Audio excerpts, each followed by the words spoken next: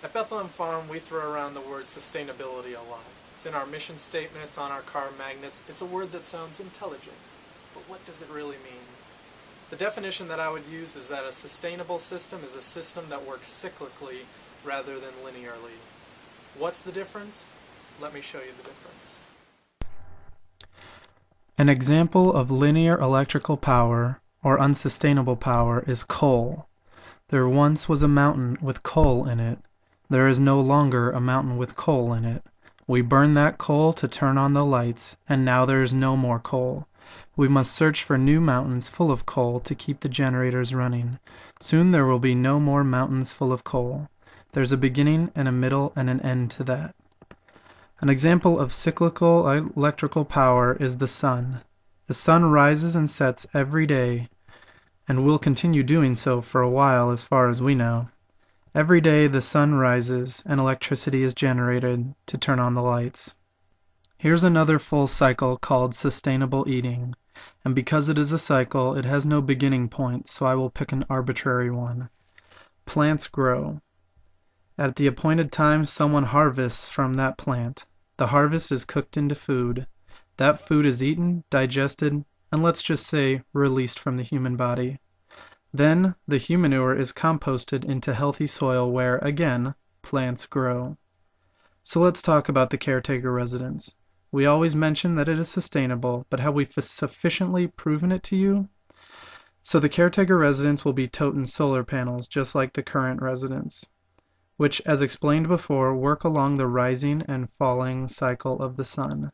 The solar panels will produce electricity so that our mountains do not have to do so. The most efficient use of the sun's energy is solar hot water. No longer are energy-sucking hot water heaters necessary. Every day, water, including the radiant heat floors, will be heated through energy based on the cyclical rising and falling of the sun. Let's talk more about water. Water falls from the sky. It's commonly called rain. The current farmhouse collects water from its gutters, but that water is used for flush toilets, and the flush toilets dispose of the now poisoned water along with the human waste into a concrete cavern underground. There's a beginning and an end to that collected water. The barn and chicken coop also collect water, and that water is drank by the donkeys, horse, and chickens who graciously donate it back to the soil whenever their kidneys so choose. The high tunnel collects water as well, that is returned directly to its own soil inside. Both of these are part of the greater water cycle. The caretaker residence water collection system will be a grander extension of our participation in the water cycle. First of all, it will be able to hold 4 to 5 times the amount of water as the current cistern. That water will be dropped into the garden or in the orchard or given to the chickens. It will hold enough water that we will be able to drop an inch of water on every square foot of growing space at Bethlehem Farm 4 times throughout a droughty summer. This rainwater is much healthier for the plants than the mineral water from the well that our current hoses dispense, and it requires no pumping. The rainwater will also be used in the caretaker residence washing machines, and will exit the house through gray water systems until it is safely reunited with the watershed. In this way, we will put much less strain on our well and on the electrical pump used to pull the water from the ground. All of these are cyclical uses of water. In a linear sewage system, the water that falls on the ground is washed down into sewers where it is polluted and carried away from the soil and the watershed that it was intended for. In most cases, this water ends up in the ocean where it becomes salinated and useless to both plant and animal. Beginning, middle, and end.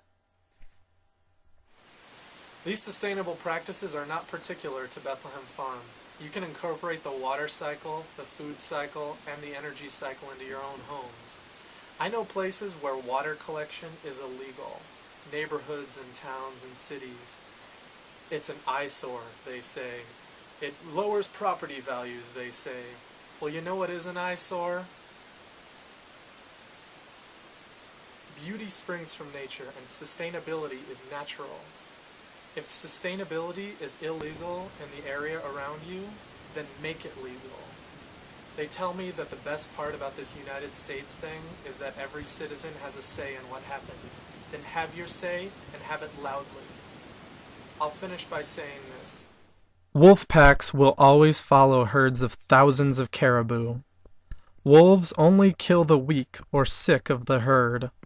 A cynical view of this is that the sick and the weak are easier to catch. However, everything in nature works in perfect cycles. So the real answer has to be that the wolves eat the sick and the weak to keep the herds strong, so that the herds will always be there to keep the wolves strong. And the wolves poop and die upon the grass that will keep the caribou herds strong. They are working together. The wolves will never kill the strongest out of the herd out of malice, or because its antlers will look good in their den. The wolves would never withhold nutrients from the soil while poisoning the water of the caribou just because it learned fecophobia from its society. As a highly intelligent young man with a top-rate mind, I could tell you the history of the East India Trading Company. I could explain to you why Quentin Tarantino was a top-notch artist. I could even ride my bike with no handlebars. And yet, I find myself immensely inferior to the enlightened state of nature that the wolf, the caribou, the water, and the grass live in all together. And that is the journey of Bethlehem Farm and the caretaker residents.